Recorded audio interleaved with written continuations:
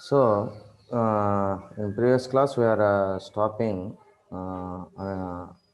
unexpectedly because yesterday also there is internet problem because there is rains, continuous raining in my area, so that is the problem.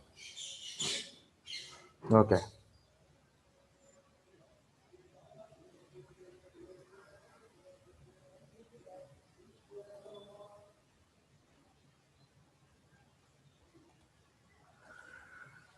Okay, let's start with ninth point. Uh, Ownership and management is separated. So already I am discussing in yesterday's class also. So ownership and management is separated. So in this joint stock company, management is different and ownership is different. Both are separate from one with another.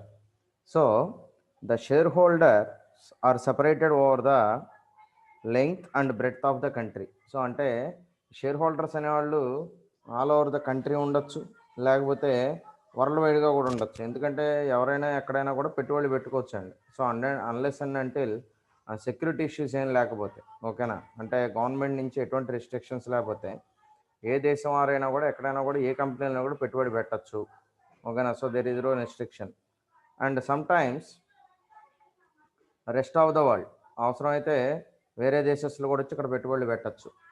Okay, to facilitate administration. అదేవిధంగా ఈ administration అనే దాంట్లో కూడా వాళ్ళు కావాలంటే involve అవ్వచ్చు. The share holder select some among themselves or the promoters of the company as directors to a board which looks after the management of the business. So ఇప్పుడు ఈ షేర్ హోల్డర్లు అందరూ కలిసి ఏం చేస్తారంటే ఈ బోర్డ్ ఆఫ్ డైరెక్టర్స్ని ఎన్నుకుంటారు, ప్రమోటర్స్ని, ఓకేనా. సో ప్రమోటర్స్ని ఎన్నుకుని ఆ బోర్డ్ ఆఫ్ డైరెక్టర్స్కి అధికారాలు ఇస్తారు. అంటే వాళ్ళే మొత్తం వ్యాపారాన్ని మొత్తాన్ని కూడా ముందుకు తీసుకెళ్ళాలి, వ్యాపారానికి సంబంధించినటువంటి అన్ని విషయాలను వాళ్ళే చూసుకోవాలన్నమాట. The board recruits the managers and employees at different levels in the management. So board ఏం చేస్తుంది, ఆ బోర్డు ఈ షేర్ హోల్డర్స్ ఎన్నుకున్నటువంటి బోర్డు ఏం చేయాలంటే మిగతా ఎంప్లాయీస్ని, మేనేజర్స్ని రిక్రూట్ చేసుకోవాలి. అంటే మనకు ఎవరెవరైతే డిఫరెంట్ లెవెల్స్లో అవసరం అవుతారో ఆర్గనైజేషన్ స్మూత్గా రన్ అవ్వడానికి, ఆ స్మూత్గా రన్ అవ్వడానికి కావాల్సినటువంటి ఎంప్లాయీస్ని వీళ్ళు రిక్రూట్ చేసుకోవాలి. సో రిక్రూట్ చేసుకుని కంపెనీని ముందుకు తీసుకెళ్ళడం అనేది వీళ్ళ బాధ్యత అనమాట. Thus the management is separated from the owners. అప్పుడు మేనేజ్మెంట్, ఓనర్స్ అనేవాళ్ళు సపరేట్ అయిపోయినట్టే కదా, అదనమాట. తర్వాత 10th point, winding up. So winding up refers to the putting and end to the company. So wind up అంటే ఏంటి, కంపెనీని క్లోజ్ చేయటం, ఓకేనా. సో అది కూడా చేయొచ్చు, ఎందుకంటే కంపెనీ నష్టాల్లో ఉంది, నడపలేని పరిస్థితి వచ్చినప్పుడు then you go for winding up the company because loss creates it. ఎందుకని, ఇది చట్టం ద్వారా సృష్టించబడినటువంటి కల్పిత వ్యక్తి. చెప్పాను నేను ఆర్టిఫిషియల్ పర్సన్ అని చెప్పాను. So there is no shape, there is no form and it is intangible and non visible. So already నేను క్లియర్గా చెప్పాను దాని గురించి, ఓకే. కాబట్టి వీళ్ళందరూ కూడా మనకి ఈ చట్టం ద్వారా సృష్టించిన వ్యక్తి కాబట్టి దాన్ని మనం లీగల్గా క్లోజ్ చేయాలి. Only law can put an end to it in special circumstances such as representation from creditors of financial institutions or shareholders against the company that their interest are not safeguarded. ఇది ఎప్పుడు సంభవిస్తుంది, ఒకటి కంపెనీకి అప్పులు ఇచ్చిన వాళ్ళు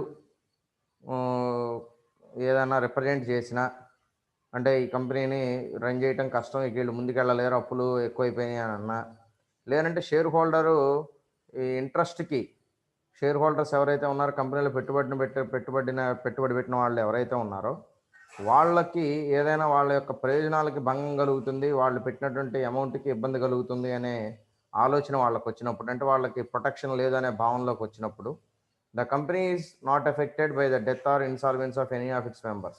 అంతేగాని ఆ పై రెండు కారణాలు మేజర్గా చెప్పుకుంటే తప్పితే పై కారణాల వల్ల కానీ, ఒకవేళ కంపెనీని ప్రమోట్ చేసేవాళ్ళు ఏదైనా చనిపోయినా కూడా కంపెనీ అనే దానికి ఎఫెక్ట్ ఏమి ఉండదు.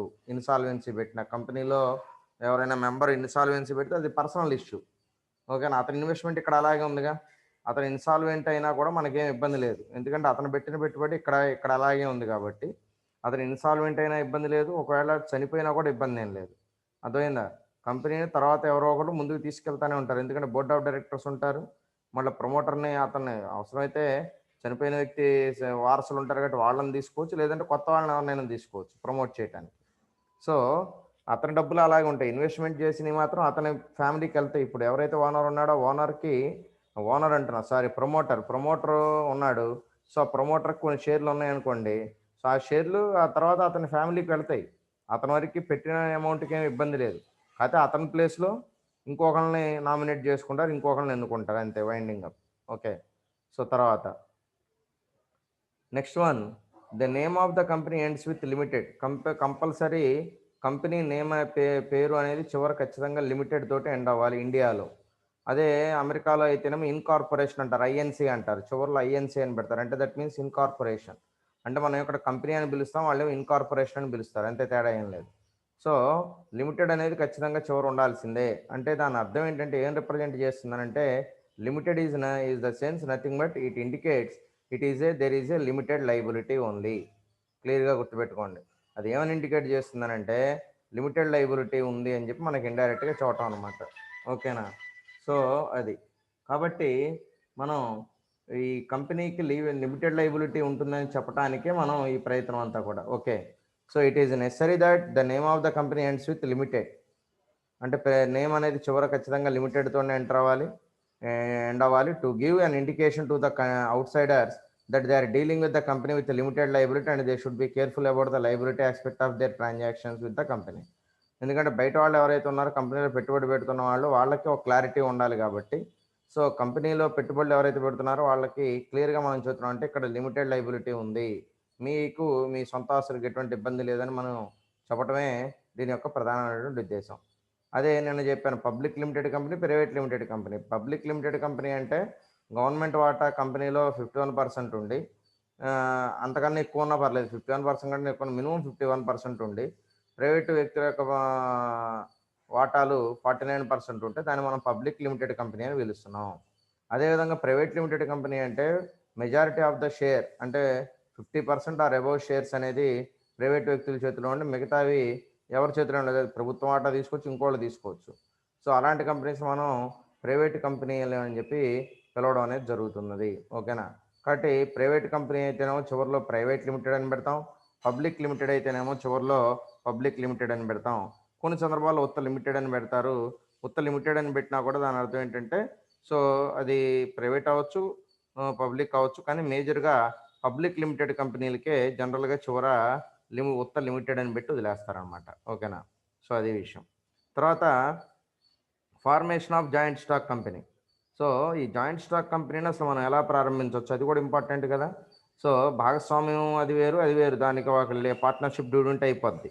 అదే సోల్ ట్రేడర్‌కైతే అతను కావాలనుకుంటే ఎవరైనా కూడా వ్యాపారాన్ని మొదలుపెట్టొచ్చు. జస్ట్ గవర్నమెంట్ నుంచి ట్రేడ్ లైసెన్స్ తీసుకుంటే సరిపోద్ది అంతే. కానీ జాయింట్ స్టాక్ కంపెనీకి అలా కాదు. ఎందుకంటే జాయింట్ స్టాక్ కంపెనీ అనేది మీకు లిమిటెడ్ లయబిలిటీ తోటి పైగా కంపెనీ యాక్ట్ ప్రకారం ఏర్పాటవుతుంది. దీనికొక చట్టం ఉంది. ఓకేనా? సో, కాబట్టి ఆ చట్టానికి అనుగుణంగా మనం ఈ కంపెనీని ఫార్మ్ చేయాలి కాబట్టి, దానికి లీగల్ ప్రొసీడింగ్స్ అనేవి చాలా ఉంటాయి కంపెనీని స్టార్ట్ చేయటం. సో, కంపెనీని స్టార్ట్ చేయడం అనేది కొంచెం లెంగ్తీ ప్రాసెస్ అయినప్పటికీ కూడా, కానీ కంపెనీ అనేదే మనకి బెస్ట్ ఆప్షన్ అనమాట.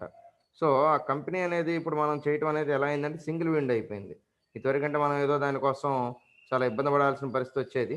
కానీ ఇప్పుడు అలా ఏం లేదు. జస్ట్ ఆన్‌లైన్‌లో అప్లికేషన్ ఉంటుంది. ఆన్‌లైన్‌లో అప్లికేషన్ ఫిల్ చేసి నువ్వు వాళ్ళకి కావాల్సినటువంటి డాక్యుమెంట్స్ అన్నీ నువ్వు స్కాన్ చేసి పెడితే ఆటోమేటిక్‌గా నీకు అప్రూవల్ అనేది గవర్నమెంట్ నుంచి వచ్చేస్తుంది. అంటే కొన్ని పర్టిక్యులర్ బిజినెస్‌కి చెప్తే అంటే గవర్నమెంట్ వేరే డిపార్ట్మెంట్స్ తోటి కూడా ఇంటర్‌లింక్ అయ్యి ఉంటే గనక ఆటికి మాత్రం కొంచెం టైం తీసుకుంటారు.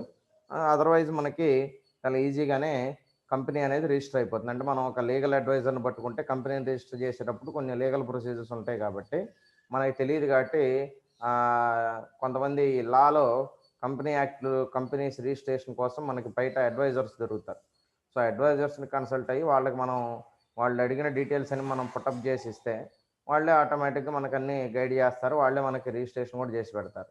ఆ ప్రాసెస్ అంతా మనకే తెలుసు. మనమే స్టడీ చేసుకొని నేర్చుకొని పెట్టుకోవచ్చు. కాకపోతే మనకు కొంచెం టైం పడుతుంది. వాళ్ళైతే ఎక్స్‌పీరియన్స్‌డ్ కాబట్టి కొంచెం త్వరగా మనకు పని అయిపోతుందనమాట. అంతే తేడా. సో, ఫార్మేషన్ అనేది ఇక్కడ మనం టెక్నికల్‌గా చూస్తే there are 2 stages in the formation of a joint stock company.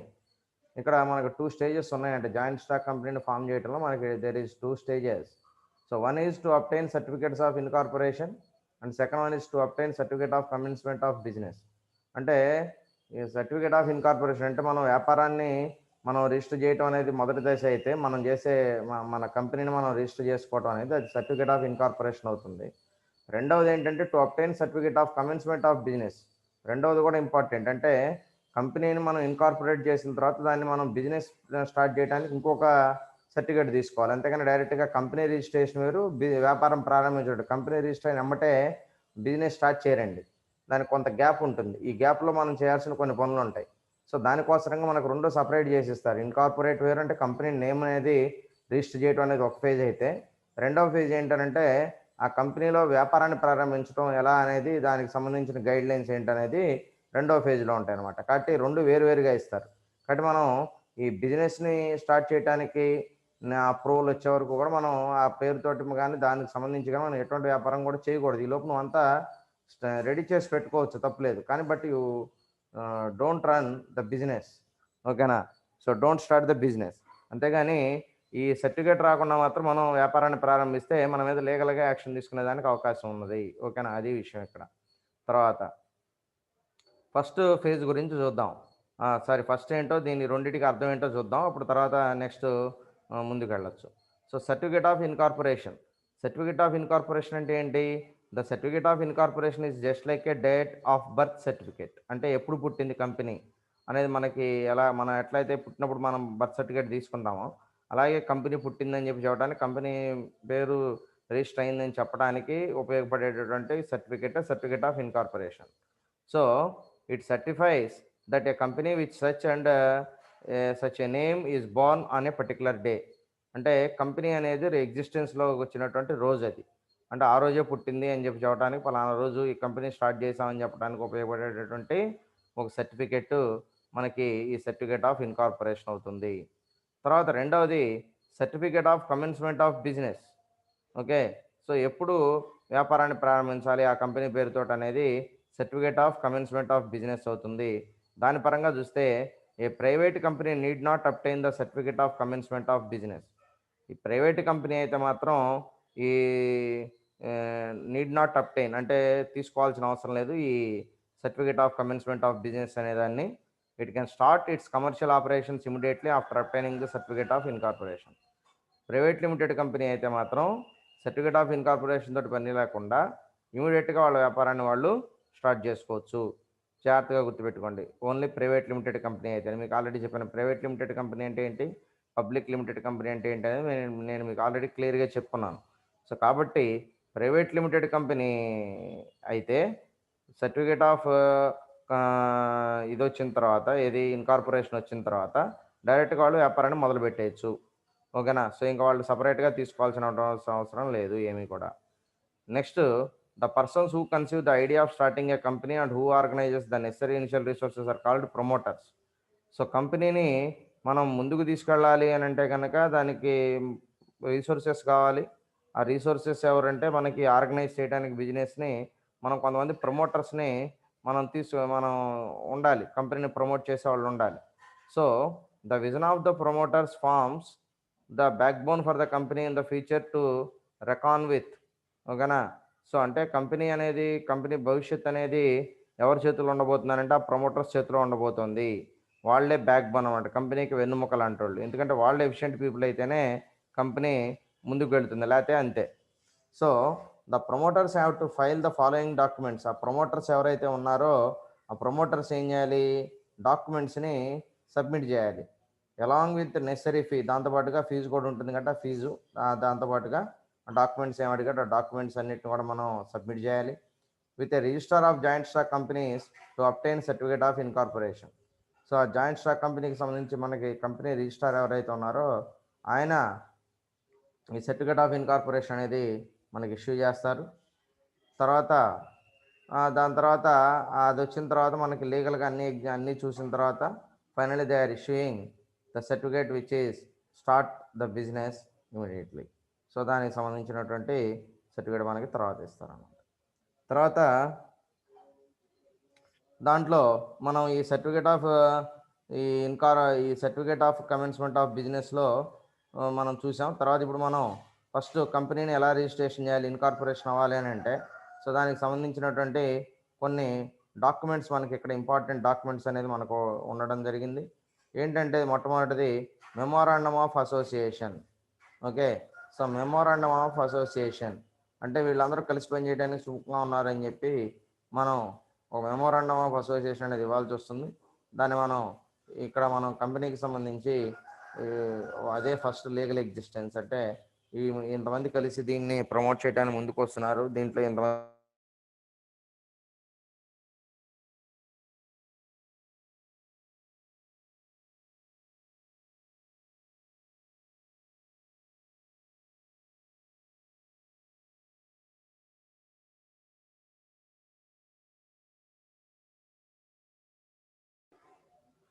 Memorandum of association అనేది చాలా ఇంపార్టెంట్ అండి ఇక్కడ. So the memorandum of association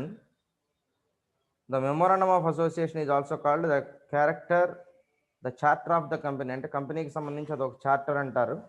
so అంటే ఏంటంటే కంపెనీకి సంబంధించి విధానాలు ఏంటి అన్నీ కూడా మొత్తం దాంట్లోనే ఉంటాయి. It outlines the relations of the company with outsiders. దాంట్లో ఏముంటుందనంటే అవుట్ సైడర్స్ తోటి కంపెనీ రిలేషన్స్ అనేది ఏ విధంగా ఉండబోతుంది ఇన్ ఫ్యూచర్లో అనేది దాంట్లో క్లియర్గా చెప్తారు. ఈ furnishes all its details in 6 clause. Okay, ఈ furnishes all its details in 6 clauses. మొత్తం 6 clausesలో మనకి ఇవన్నీ కూడా చూడడం జరిగింది. దాంట్లో first one name class. First clause is name class. Okay, so name clause అంటే ఏంటి? కంపెనీకి నేమ్కి సంబంధించినటువంటి క్లాజ్ అనమాట. అది నేమ్ క్లాజ్ అవుతుంది. తర్వాత second one situation clause. Situation clause అంటే ఏ సిచ్యువేషన్లో కంపెనీని మనం స్టార్ట్ చేస్తున్నాం అనేది ఒకటి. తర్వాత ఆబ్జెక్ట్స్ క్లాజ్, కంపెనీని ఎందుకు స్టార్ట్ చేస్తున్నాం, కంపెనీ యొక్క లక్ష్యాలు ఏంటి అనేది ఆబ్జెక్ట్ క్లాజ్లో చెప్తారు. తర్వాత క్యాపిటల్ క్లాజ్, కంపెనీకి మూలధనం ఎలా సమకూరుస్తారు, ఎవరెవరు ఏ విధంగా చేస్తారు అనేది ఒకటి. And subscription clause duly executed by its subscribers. So subscription clause అంటే ఏంటంటే కంపెనీలో చందాదారులు, వాటాదారులు ఎవరైతే ఉన్నారో ఆ వాటాదారులకు సంబంధించినటువంటి క్లాజ్ని మనం సబ్స్క్రిప్షన్ క్లాజ్ అని చెప్పి చూడడం జరుగుతుంది. సో ఈ మెమోరాండమ్ ఆఫ్ అసోసియేషన్లో మనకు ఉండేటటువంటి మెయిన్ క్లాజెస్ ఏంటంటే ఇవన్నమాట: name clause, situation clause, objects clause, and capital clause, and subscription clause, and duly executed by its subscribers. తర్వాత చూస్తే next second one articles of association. So articles of association కూడా మనకి ఇక్కడ ఇంపార్టెంటేనండి. సో ఈ articles of అసోసియేషన్లో ఏముంటుందనంటే articles of association furnishes the bylaws or internal rules government the internal okay so conduct of the company, internal conduct of the company. So అంటే articles of అసోసియేషన్లో ఏముంటుందంటే the bylaws or internal rules. So అంటే company లోపల మనం company ఇన్నర్గా మనం company లోపల మనం ఏదైతే లాస్ని ఇంప్లిమెంట్ చేయాలనుకుంటున్నామో బైలాస్, అదేవిధంగా ఇంటర్నల్ రూల్స్ ఏవైతే ఉన్నాయో కంపెనీకి సంబంధించి వాటిని, అదేవిధంగా ఇంటర్నల్ కాండక్ట్ ఏ విధంగా ఉండాలనేది ఆ డీటెయిల్స్ అన్ని కూడా మనకి ఆర్టికల్స్ ఆఫ్ అసోసియేషన్లో మెన్షన్ చేయడం జరుగుతుంది. అంటే ఒక విధంగా చెప్పాలంటే కంపెనీతో మనం ఎలా నడుచుకోవాలి, ఎంప్లాయీస్గా కానివ్వండి, బయట వాళ్ళు కానివ్వండి, ఎవరైనా కంపెనీతో ఎలా ఉండాలి అనేది మనకు క్లియర్గా తెలియజేసేదే ఆర్టికల్స్ ఆఫ్ అసోసియేషన్. తర్వాత third one the list of names and addresses. Okay, so next one ఎవరైతే ప్రమోటర్స్ డైరెక్టర్స్ ఉన్నారో సో వీళ్ళందరికీ సంబంధించి ఈ లిస్ట్ ఆఫ్ నేమ్స్, వాళ్ళ నేమ్స్, అదేవిధంగా అడ్రసెస్ అనేది ఉండాలి. Address of the proposed directors and their willingness, వాళ్ళ విల్లింగ్నెస్ కూడా ఉండాలి. In writing to act as such. So మనం కరెక్ట్గా కనుక మనం అది మనం చేసుకోవడం వల్ల మనకి రేపు లీగల్గా ఎటువంటి ప్రాబ్లం అనేది రాకుండా ఉంటుంది in case of registration of a public company. So అదనమాట. తర్వాత మూడవది a statutory declaration. Okay, so statutory డిక్లరేషన్లో ఏం చెప్తున్నాడంటే that all the legal requirements have been fulfilled. The declaration has to be duly signed by any one of the following: company secretary in whole practice, the proposed director or legal solicitor or chartered accountant in whole time practice or advocate of high court. అంటే advocate కానివ్వండి, high court advocate కానివ్వండి, లేదంటే CA chartered accountant కానీ, లేకపోతే legal solicitor మనకి ఎవరైనా ఉంటే. తర్వాత ప్రపోజ్ డైరెక్టర్ అంటే ఎవరైనా డైరెక్టర్ ఇతను అని చెప్పి మనం ప్రపోజ్ చేసిన వీళ్ళందరూ, అదేవిధంగా కంపెనీ సెక్రటరీ, వీళ్ళల్లో ఎవరైనా కూడా లీగలే అవుతారు. సో కాబట్టి వాళ్ళు కంపెనీ తరపు నుంచి ఈ కంపెనీ రిజిస్ట్రార్కి డిక్లరేషన్ అనేది ఇవ్వాలి. అంటే నేను చెప్పిన డీటెయిల్స్ అన్ని కరెక్టే, ఎటువంటి ఇబ్బంది లేదు అని చెప్పి. సో దాన్ని మనం ఇక్కడ ఈ స్టాట్యుటరీ డిక్లరేషన్ అని చెప్పి చెప్తున్నాం. ఓకేనా? సో దాని గురించి మనం పెద్దగా ఆలోచించాల్సిన అవసరం లేదు. తర్వాత the register of joint stock companies pursues and verifies whether all these documents are in order or not. ఆ తర్వాత ఈ డాక్యుమెంట్స్ అన్ని కరెక్ట్గా ఉన్నాయా లేదా అని ఒకసారి కంపెనీ రిజిస్టర్ చెక్ చేసుకుంటాడు. తర్వాత ఇఫ్ ఈ satisfied with the information furnished, ఒకవేళ మనం ఇచ్చిన ఇన్ఫర్మేషన్ తోటి కనుక అతను సంతృప్తి చెందితే he will register the documents and then issue a certificate of incorporation. So అతను సాటిస్ఫై అయితే మనకి మాట్లాడి సో మనతో మాట్లాడి మనతో ఒకసారి ఫైనలైజ్ చేసుకుని ఫైనల్గా issue of certificate of incorporation అంటే మన కంపెనీని స్టార్ట్ చేయడానికి కావాల్సినటువంటి అనుమతిని ఇవ్వడం అనేది జరుగుతుంది. If it private company it can start it's business operations immediately. ఒకవేళ ప్రైవేట్ కంపెనీ అయితే సో ఇమీడియట్గా స్టార్ట్ చేయొచ్చు. అదే పబ్లిక్ లిమిటెడ్ కంపెనీ అయితే గవర్నమెంట్ నుంచి నెసరీ అప్రూవల్స్ అనేది ఉండాలి. సో అదనమాట విషయం. తర్వాత ఫైనల్గా సర్టిఫికేట్ ఆఫ్ ఇన్కార్పొరేషన్ వస్తే ఇమీడియట్గా బిజినెస్ స్టార్ట్ చేసుకోవచ్చు. ఓకేనా? సో అది రిజిస్ట్రేషన్ ప్రాసెస్, దానికి వాళ్ళదంతా. ఓకే. సో తర్వాత అడ్వాంటేజెస్. సో అడ్వాంటేజెస్ అనేది ఏ విధంగా ఉంటున్నాయి? సో అడ్వాంటేజెస్ అనేది ఎలా ఉంటున్నాయంటే the following are the advantages of a joint stock company. So కింద మనకు అడ్వాంటేజెస్ అనేది జాయింట్ స్టాక్ కంపెనీకి సంబంధించి చెప్తా ఉన్నాడు. అవి ఏంటంటే మొట్టమొదటిది మొబిలైజేషన్ ఆఫ్ లార్జర్ రీసోర్సెస్. ఇక్కడ ఉన్నటువంటి ప్రాబ్లం ఏంటంటే రీసోర్సెస్ అనేవి ఎక్కువ అవసరంగా ఉంటాయి. సో అది మనం ప్రతిసారి దాన్ని మనం చూసుకోవాలంటే కష్టం కాబట్టి సో ఈ మొబిలైజేషన్ ఆఫ్ లార్జర్ రీసోర్సెస్ అనేది మనకి ఇక్కడ ఇంపార్టెంట్ పాయింటే. A joint stock company provides opportunity for the investors to invest. Joint stock company కూడా ఎవరైనా ఇన్వెస్ట్ చేస్తానంటే వాళ్ళకి ఆపర్చునిటీ అనేది ఇస్తుంది.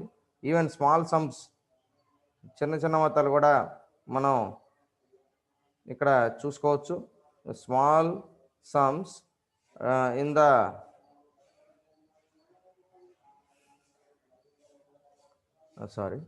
Small sums in the capital of large companies. So మనం ఈ స్మాల్ సమ్స్ ఏవైతే ఉన్నాయో ఈ ఇన్వెస్ట్మెంట్ స్మాల్ సమ్స్ కూడా చేయొచ్చు.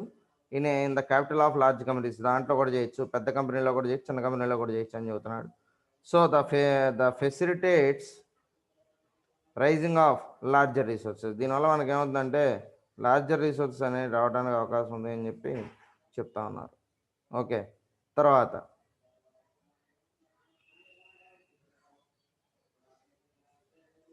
Second one separate legal entity. So already చెప్పాను ఈ పాయింట్, ఇంకా మనం ఎక్కువ స్ట్రెస్ చేసి చెప్పాల్సిన అవసరం లేదు. Company will be treated as a separate legal entity. So it is created by artificially according to the companies act. Okay. So second one separate legal entity, అదే according to the companies act 1956 company is different and remaining things are different. Okay. So తర్వాత limited liability అనేది ఉంటుంది. ఇక్కడ major advantage అదే కదా. So the share holders has limited liability in respect of the shares held by him. So limited liability ఉంటుంది, అతను ఎన్నైతే కొన్నాడో అంతవరకు. So in no case does his liability exceed more than a face value of the shares allotted to him. ఎట్టి పరిస్థితులను కూడా అతను ఎంతైతే ఇన్వెస్ట్ చేశాడో అంతవరకే లాస్ అవుతాడు, కానీ మిగతా దానికి ఏది కూడా మిగతా అప్పులకి ఇతనికి ఎటువంటి సంబంధం అనేది ఉండదు. So there is only limited liability. Okay.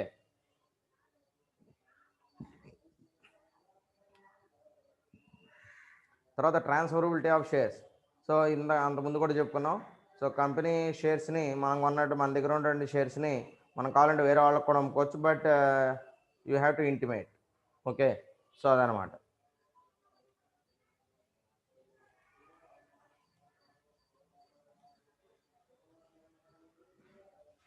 So ఈ ట్రాన్స్ఫర్ చేసుకోవచ్చు షేర్స్ ఒకళ్ళు మన, అంటే ఇప్పుడు నేను కొన్నాను అనుకోండి, నేను ఇంకోళ్ళకి అమ్ముకోవచ్చు, వేరే వాళ్ళు కొనుక్కుంటే వేరే వాళ్ళ దగ్గర ఉంటే అవి నేను కొనుక్కోవచ్చు. So that's up to you. So మనకు ఉన్నటువంటి వాటర్ ఫెసిలిటీని బట్టి, మనకు ఉన్నటువంటి గ్రోత్ని బట్టి మనం డెసిషన్ తీసుకోవాలి. సో అదొకటి ట్రాన్స్ఫరబిలిటీ ఆఫ్ షేర్స్ అనేది. తర్వాత liquidity of investments. So liquidity of ఇన్వెస్ట్మెంట్స్కి మనకి ఏం వెళ్ళట్లేదు కదా, సో అదొకటి ప్రాబ్లం ఇక్కడ, లిక్విడిటీ ఆఫ్ ఇన్వెస్ట్మెంట్స్ అనేది. సో దీంట్లో ఏం చెబుతున్నాడంటే by providing the transferability of shares can be converted in to cash. So ఇక్కడ షేర్స్ అనేవి క్యాష్కి ఏ విధంగా కన్వర్ట్ అవుతున్నాయి అనేది మనం ఇక్కడ చూసుకోవాల్సిన అవసరం ఉంది. దానిలో inculcates the habits of savings and investments. So అంటే లిక్విడిటీ అంటే ఏంటి, మనకి డబ్బులు అవసరమైనప్పుడు మనకి మన దగ్గర ఉన్నటువంటి షేర్స్ని, ఎన్ని షేర్స్ని మనం వాటిని క్యాష్లోకి క్యాష్లోకి మార్చగలుగుతున్నాం అనేది టెక్నికల్ పాయింట్ అనమాట. దాన్ని మనం లిక్విడిటీ ఆఫ్ ఇన్వెస్ట్మెంట్స్ అంటున్నాం. తర్వాత next 6th point includes the habit of savings and investments. ఓకేనా.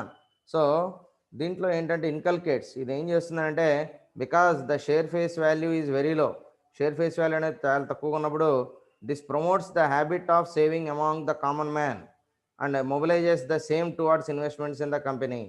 సో ఇప్పుడు మిగతా వాళ్ళు కూడా ఏం చేస్తారు, ఇట్లా అయినప్పుడు మిగతా వాళ్ళకి కూడా ఏం లేదంటే సో ఆటోమేటిక్గా మనం ప్రమోట్ చేసినట్టే. సో వాళ్ళని తీసుకొచ్చి మనం ఇక్కడ వాళ్ళకి చేయాల్సినటువంటి బెనిఫిట్ మనం చేసి పెడితే సరిపోతుంది అనమాట. కాబట్టి ఇక్కడ ఈ కామన్ మ్యాన్ అనేవాడు ఎక్కడ కూడా ఇబ్బంది పడకూడదు. సో కాబట్టి మనం ఇక్కడ ఫేస్ వాల్యూ అనేది చాలా తక్కువ ఉంటుంది కాబట్టి this promotes the habit of saving. ఇది దీనివల్ల ఏంటంటే ప్రజల్లో ఈ సేవింగ్ అనేది ఉండాలి, ఉంటే మనకి ఏ విధంగా ఉపయోగపడుతుందనే ఒక భావన అనేది వస్తుంది. సో అదనమాట మనకి ఇక్కడ దీనికి సంబంధించి. సో తర్వాత next one democracy in management. Okay. So democracy in management ఏంటి ఏమ్మా, డెమోక్రసీ ఇన్ మేనేజ్మెంట్, డెమోక్రసీ అంటే స్వేచ్ఛాయుతమైనటువంటి వాతావరణం. కాబట్టి డెమోక్రసీ అనేది ఉండాలి అంటాడు మేనేజ్మెంట్లో. సో నీవాడు నావాడు ఇలాంటివి ఏమి ఉండకూడదు. సో డెమోక్రసీ ఇన్ మేనేజ్మెంట్ అంటాడు. అందుకనే the share holder select the directors in a democratic way. So democrat వేలో డైరెక్టర్స్ని, సో మనం ఈ షేర్ హోల్డర్స్ ఎవరైతే ఉన్నారో so they are electing the directors in a democratic way, చట్టబద్ధంగా ప్రజాసంబద్ధంగా ఓటు ద్వారా ఎన్నుకుంటారు వాళ్ళని.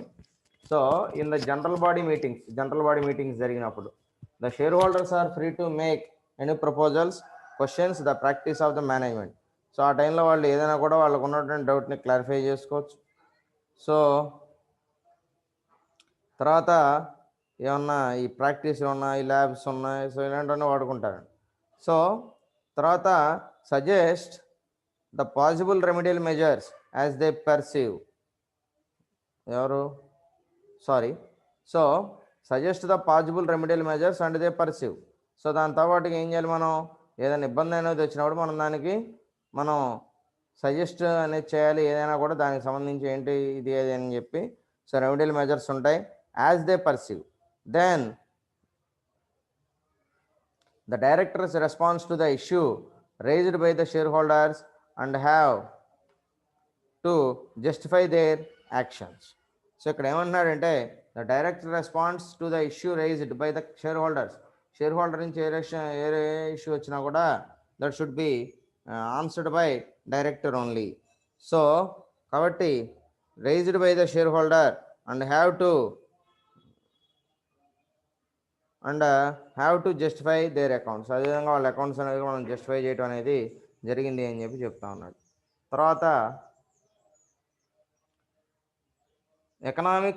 Economies of large scale production. So economies అని పడాలి, సారీ ఒక లెటర్ మిస్ అయింది. So since the production is in the scale with large funds. Okay. So production అనేది మనకి స్మూత్గా జరగాలి, ఎక్కువ మొత్తంలో జరగాలంటే మన దగ్గర ఉండాలి, మనకి లార్జ్ స్కేల్ ప్రొడక్షన్ అనేది జరగాలి అంటే మనకి లార్జ్ స్కేల్ అమౌంట్ కూడా ఉండాలి కదా. So that's the thing. So తర్వాత next point continued existence. Company అనే దానికి సంబంధించి ఉన్నటువంటి ప్రత్యేకమైనటువంటి లక్షణమే కంటిన్యూస్ ఎగ్జిస్టెన్స్. ఏ కంపెనీ కూడా తీసేయడం అనేది జరగదు. ఓకే. సో తర్వాత ఇక్కడ మనం ఈ రెండవది next 9th point continued existence. So continued existence means the company has perpetual succession. చెప్పాను కదా, పర్పెచువల్ సక్సెషన్ అంటే ఒకళ్ళు చనిపోయిన ఆ ప్లేస్లో ఇంకొకళ్ళు వస్తారు. It has no natural end. దీనికి స్వయం సిద్ధంగా ఇది ఎండ్ అయ్యే పరిస్థితి ఏం లేదు. It continues for ever and ever unless. So ఇది ఓన్లీ ఎంతకాలం అయితే ఉపయోగం ఉంటుందో అంతకాలం అది మనుగడలోనే ఉంటుంది. సో అది వాళ్ళ ఇష్టం. సో ముందుకు తీసుకెళ్ళడం లేకపోవడం అనేది. So law put and end to it. కానీ ఇది మనం రన్ చేయాలంటే కంపెనీ లా చట్టాల ద్వారా మనం క్లోజ్ చేయాలి. లీగల్ ఇది కూడా ఉంటుంది కాబట్టి అది కూడా మనం చూసుకోవాలి. సో తర్వాత institutional confidence. Next 8th one ఏంటంటే next 10th one. So institutional confidence కూడా మనకి ఇంపార్టెంటే అంటున్నాడు. So financial institutions prefer to deal with companies in view of their professionalism and financial strength. So ఈ ఫైనాన్షియల్ ఇన్స్టిట్యూషన్స్ ఏం చేస్తారంటే they are prefer to deal with companies. అవి కంపెనీస్తో deal చేయడం అనేది జరుగుతుంది. So in view of their professionalism and financial strength దాన్ని బట్టి అనమాట. సో తర్వాత 11th one professional management. So professional management అనేది ఏం చెబుతున్నాడు? With the larger funds at its disposal. So larger funds కనుక ఉంటే కనుక ఇక్కడ దానిలో the board of directors recruits competent and professional managers to handle the efforts of the company in a professional manner. Okay. So ఇక్కడ ఏం చెబుతున్నాడంటే the board of directors recruits the company's management. So కంపెనీని ఎవరు run చేయాలి, ఎవరెవరు ఏ position ఉండాలనేది distribute చేసేది సో ఈ బోర్డ్ ఆఫ్ డైరెక్టర్స్ అనుకోండి. So with the larger funds at this disposal the board of directors recruits companies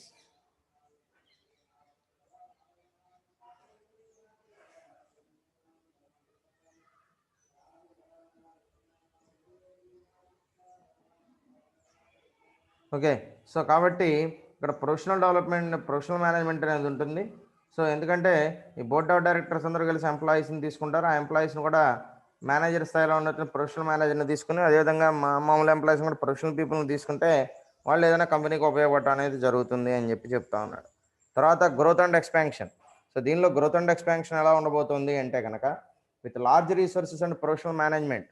so మనం ఇక్కడ లార్జ్ రిసోర్సెస్ అనేవి మనకి ఏంటంటే మెయిన్ మనకి ప్రొఫెషనల్ మేనేజ్మెంట్ అంటే మనం ప్రొఫెషనల్గా మన మేనేజ్మెంట్ అనేది దాన్ని ఎంత ఎఫెక్టివ్గా అయితే చేస్తాం దానివల్ల మనకు లార్జ్ రిసోర్సెస్ అనేది వస్తుంది.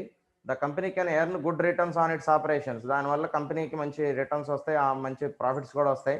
Build good amount of reserves and further consider the proposals for growth and expansion. ఎప్పుడైతే మనకు అల్టిమేట్గా ప్రాఫిట్స్ అనేవి వస్తాయి, మంచి రిటర్న్స్ అయితే వస్తాయి, అప్పుడు ఆటోమేటిక్గా మనం గ్రోత్ అండ్ ఎక్స్పాన్షన్ కూడా వెళ్ళొచ్చు. సో తర్వాత డిసడ్వాంటేజెస్. సో డిసడ్వాంటేజెస్ చూస్తే కనుక దీనిలో formation of company is a long run procedure. So మెయిన్గా ఏంటంటే కంపెనీని స్టార్ట్ చేయటం అనేది చాలా లాంగ్ రన్ ప్రొసీజర్, అదొకటి ఇక్కడ మేజర్ ప్రాబ్లం.